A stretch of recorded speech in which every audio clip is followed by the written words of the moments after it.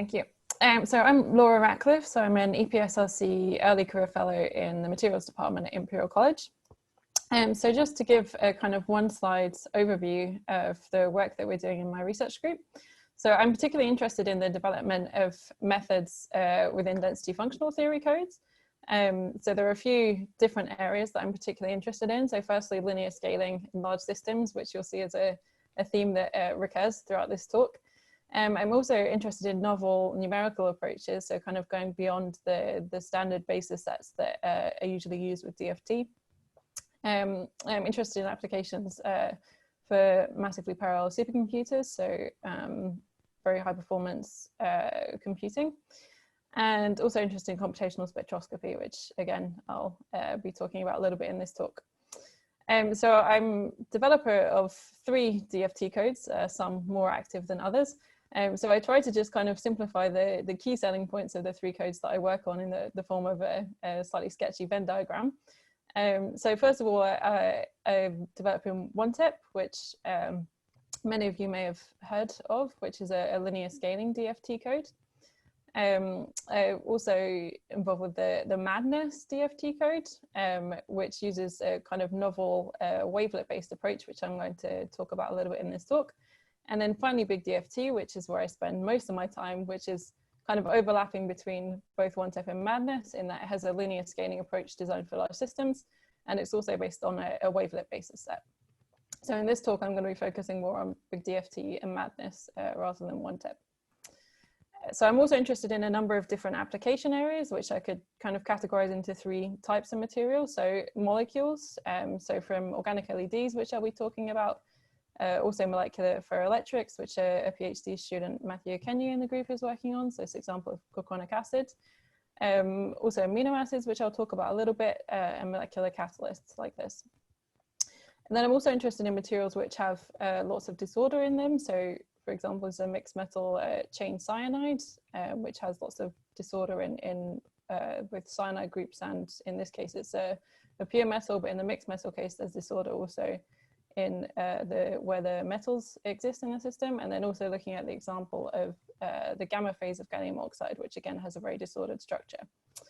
And then the final type of application I'm interested in is in biological systems. So just as an example here, which is the lactase enzyme, which can be used to detoxify the aflatoxin molecule.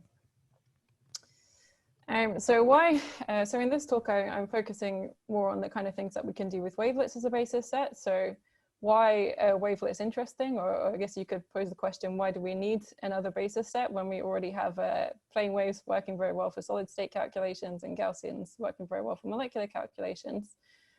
Well, wavelets have some advantageous properties which kind of bridge the gap between plane waves and Gaussians.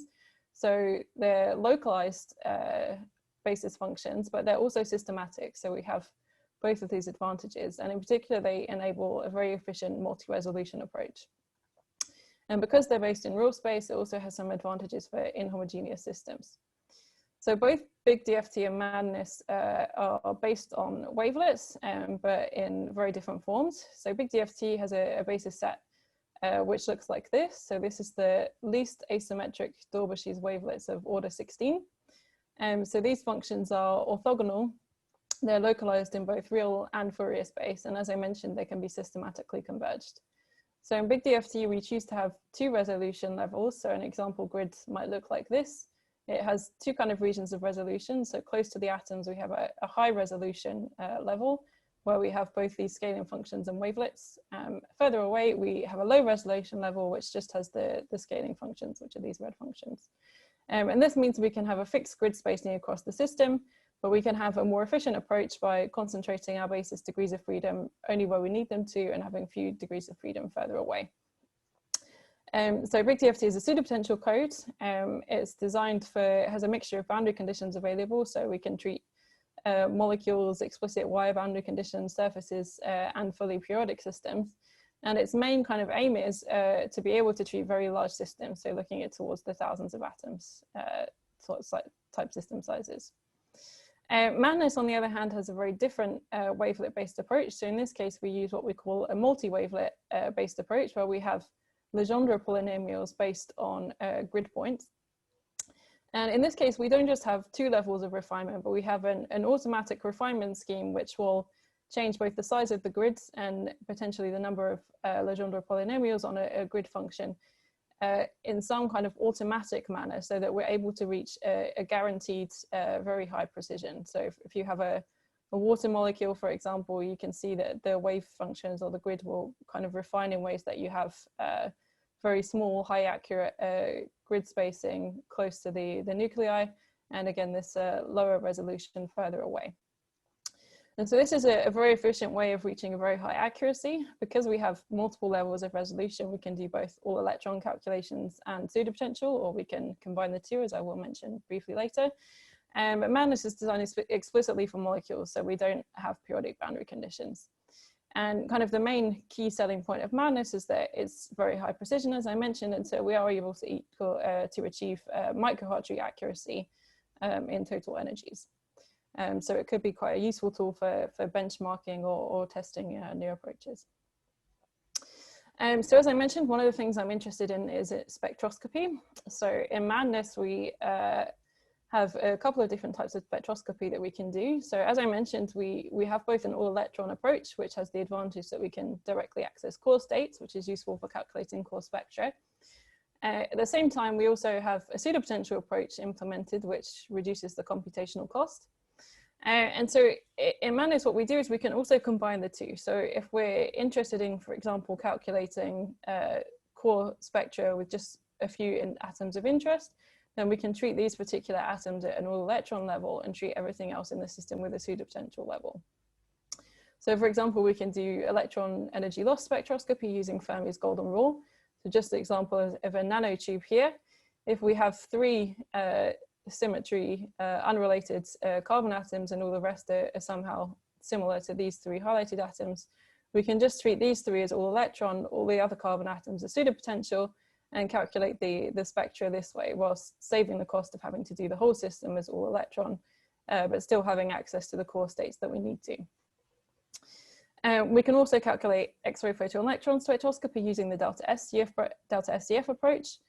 And similarly, in this case, if we're interested in calculating the core binding energy of one atom, we can treat just that atom at all electron level and everything else at a pseudopotential level. And as well as saving in computational costs, this has the advantage that there's no core hole hopping, which is a problem that sometimes occurs in purely all electron results approaches. So just to show, for example, in MADNESS, for the example of methanol, if we calculate the binding energies using the delta SCF approach, we have results which are comparable to a large basis set in NWChem. So using this approach, we're able to calculate very accurate binding energy, so there's no real uncertainty in the basis set or no need to tune basis set specifically for core calculations. So as an example, we looked at the core binding energies of amino acids.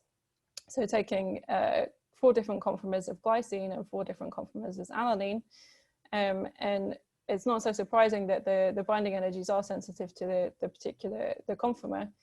But if we compare our calculated binding energies with the experimental gas phase XPS binding energies, we find that if we use the delta SCF approach as opposed to just the Koopmans approach, and if we use a hybrid function rule like PBE0, we get good agreement with experiment, except for in the case of these conformers, which behave slightly differently. So we originally chose amino acids as an example of something we thought would be quite straightforward to look at both computationally and experimentally. But actually my experimental collaborator isn't particularly interested in gas phase XPS, but is rather interested in solid state XPS. And if we go to amino acids in the solid state, there are a couple of complications. So first of all, whilst in the gas phase, amino acids exist in this form. Once you go to the crystal, they're in a spheroionic form. So instead of having 2 distinct binding energies for the 2 oxygens, we just have a COO group, and the 2 oxygens have the same binding energy. We also find that actually the hydrogen bonding interactions between molecules are quite important. And so really, if we want to calculate XPS for solid state amino acids, we do have to calculate the molecular crystals. And so madness, as I mentioned, is only designed for isolated molecules. So in this case, we abandoned the wavelet-based approach and switched to using the CASTEP plain wave code. So CASTEP has the nice feature that you can build core hole pseudopotentials on the fly. And so we used our results from the gas phase amino acids to validate these pseudopotentials in CASTEP. And using a combination of PBE0 empirical dispersion corrections to get the right structure, you can see that we actually get very nice agreement for both carbon and oxygen with respect to experiment. So the dots are the experiment and the lines are what we get for theory. And we've also been looking more recently at more complicated amino acids, and similarly we can see that if we use a hybrid functional like PBE, we get quite good agreement with experiment, and this enables us to unambiguously identify the different contributions from the different atoms within the system to the spectra. So moving on to big DFT. So as I mentioned, the selling point of big DFT is that we can go to very big systems.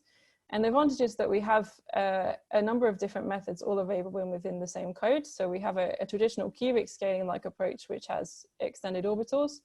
We can also exploit locality to get linear scaling. So this is a similar approach to what's used in OneTep, or if you're in David Bowler's talk a few weeks ago, you have also seen him talking about Conquest, which uses a similar philosophy. And then if we have a system that's either molecular or periodic, which has some degree of repetition, we can go a step further and do a fragment-like approach. And so this means that we're able to kind of systematically make one approximation at a time and significantly reduce the computational cost so that we can treat very large systems. So once we have the ability to treat large systems, so this is the lacase enzyme that I mentioned at the beginning, we can do a single point calculation on this 7,000 atom enzyme. And using different tools that we've implemented, we can both identify fragments of the system which are separable. So in this case, it mostly corresponds to the amino acids. And we can also quantify interactions between the system. So this means that we can do things like, based on a predefined cutoff, we can automatically find what the active region should be, and we can also define some embedding environment. We can map interactions between amino acids in the system, and we can also, if we can define this embedding environment, have an approach which would enable us to set up in a more automatic way the definition of active and environment regions, which could be useful in future for multi-scale QM-MM approaches. So finally, I want to just bring the things that I've talked about all together and talk about the particular case of organic LEDs that I'm interested in. So if we would look at an OLED material, they're often very disordered molecular materials which look something like this.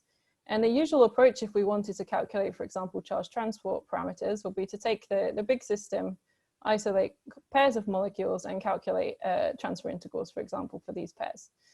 But in many cases, the environment also has an impact on these calculated parameters. And so we can't necessarily just take the molecules in isolation. So we previously took a large system. So this is CBP as a typical host molecule, and IRPPY3, which is a typical guest OLED molecule. And we looked at the effect of both the transfer integrals and the site energies based on the environment and the disorder that's inherent in the system. And what we found is actually the transfer integrals are not so affected by the environment, but they are affected by the disorder of the system, while the on-site energies are affected by both. So not only do we get this dispersion of results based on the disorder, we also get quite a strong shift in the average value due to polarization effects. So at the moment, most OLEDs are based on emitters like the one I just showed, which have iridium or platinum in them, and this is not very sustainable. They're both very expensive. But a recently proposed mechanism, thermally activated delayed fluorescence, is both efficient and can have molecules that are purely organic, like this example of 2CZBM. But just like the previous example, these exist in quite disordered structures, and so this is a challenge both for theory and experiment. So on the one hand, we've been looking at using DFT and XPS to probe the effects of disorder in the molecule. So this is just an example of a calculated spectra for 2CZPN. We calculated with madness, and we're planning to do the experiment soon. And you can see that it's a bit more complicated than the amino acids in that you get already some dispersion of results just within one structure, once you take into account that these molecules also have some rotational degrees of freedom, the picture gets even more complicated. But it's clear that it's essential to do theory in combination with the experiment if we're going to be able to interpret these experimental results. And then on the other hand, if we want to understand TADF emitters, we also need to go beyond the ground state. So their performance in devices is strongly affected by the existence of a small, or it's essential that there's a small singlet triplet splitting. And this singlet triplet splitting is affected by the environment. And it's also complicated by the fact that there's usually a mix of charge transfer and localized excitations. So the current typical approach is to use time-dependent DFT, but this is expensive if we want to go towards looking at large clusters and including the effects of disorder in the environment. And there are also some complications for large range transfer states, charge transfer states, which are not typically well represented by TD-TFT unless you increase the cost by using, for example, range separated hybrid functionals. So we've been working on developing a new approach based on constrained DFT, which is much cheaper. And the moment we're benchmarking with A-scenes, and you can see already how complicated the picture of excited states is, though we have results that vary quite significantly depending, of course, on the functional and the method. But at least qualitatively, the constrained DFT results are in line with time-dependent DFT, whilst the computational cost is more of the order of delta SCF. So just to kind of bring it all together and summarize, so as I've talked about, wavelets give us many opportunities for efficient and accurate simulations, both for core spectroscopy and for looking at large systems. There are a few challenges that we're trying to tackle in that many of these methods and codes are quite complicated to use. So we've been working on a Python, more user-friendly interface. We also want to look at this challenge of understanding excitations and environments. And both Big DFT and Manus have quite small developer groups. So one of the common problems we come into is that we're missing features or functionalities. So that's a challenge for the future. Just to finish with acknowledgements, so past and present members of the research group, also various collaborators, particularly Luigi Genovese and William Dawson, who've been working on Big DFT, and Anna Raguz and Natalie Fernando, who've been involved in XVS. Also knowledge funding, and in case anybody's interested in finding out more about the codes, then here are the websites. Okay, and that's it. Any questions? That's great, thank you, Laura. Alex Schluger asks, are there advantages in using wavelets for embedding? Yes, so one of the main advantages is the localization of the basis set. So we don't have problems with long tails like you would get with Gaussian functions. So it's quite natural to map different regions of space within a localized basis set approach. But you also need to divide the density in order to do embedding. It's not only basis set, which is important. Sure, yeah. So for the idea there would be to use also the localized basis functions that we use for linear scaling DFT. And we can naturally partition the density matrix using this localized support function approach. So this purity indicator approach that I mentioned gives us a way of identifying regions of space which are separable based on the density matrix. So we can use this approach to divide the system into only weakly interacting subsystems. But this should come from physics, right? So say, for example, you'll not be able to divide it in this way for some semi-covalent material. I mean, these are molecular systems, so you can divide them. Sure, of course. It's very system dependent. So we've, for this kind of analysis, we've mainly been looking at kind of biological systems or the molecular crystals or the OLED systems that I'm talking about. You're right, in a covalent systems, it's a different picture, and we haven't really investigated this so much at the moment. And you say that the wavelets are kind of more localized than Gaussians. I mean, it's kind of a little bit surprising to me. Why do you say that actually they don't have these longish tails, as you said, like Gaussians? If I go back to this picture, so this is what our Dolbish's wavelet looks like, and outside this region it's exactly 0, so there is no long tail. It has kind of a finite compact support that only overlaps with a limited number of neighboring grid points. Okay, So I think. Thank you, Alex. Cedric has a question. Cedric, if you'd like to unmute and speak to Laura directly. Yes, sure. Well, very nice talk, Laura. I was a bit curious about you mentioned at some point about the propagation of the core hole.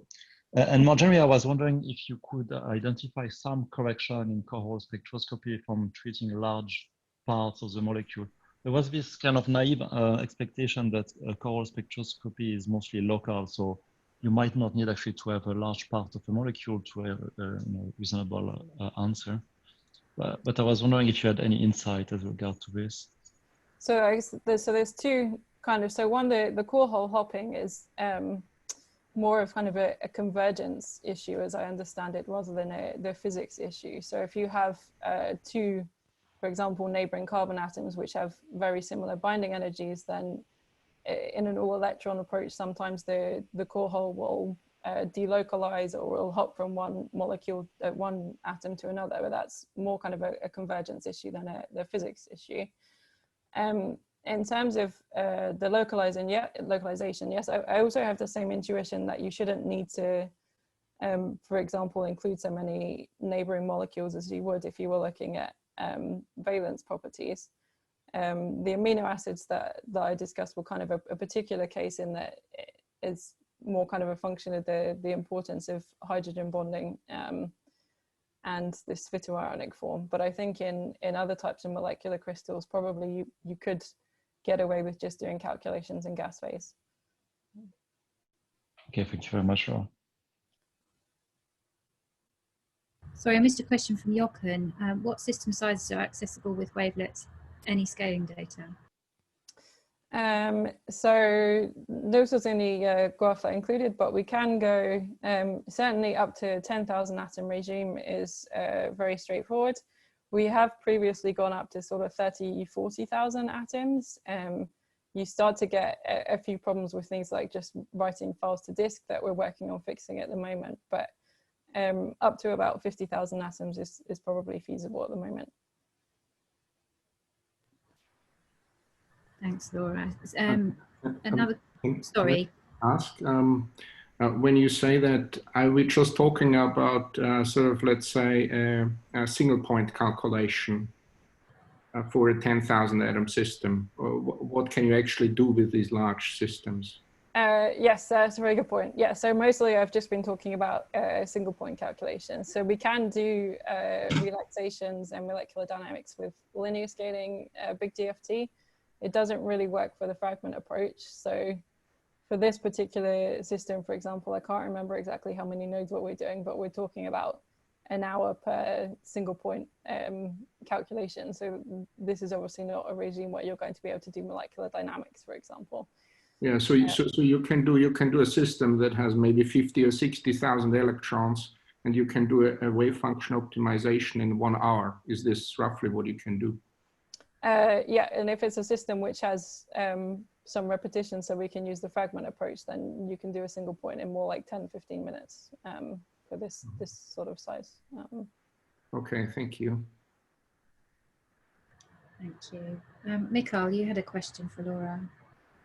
Yes, so I was wondering how, so the results that you have shown are for basically cluster DFT, not periodic systems, right?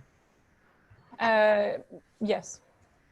Have you done any computational experiments on periodic DFT? I was wondering whether they would perform better than plane waves. Yeah, so we have done a number of tests on periodic systems as well.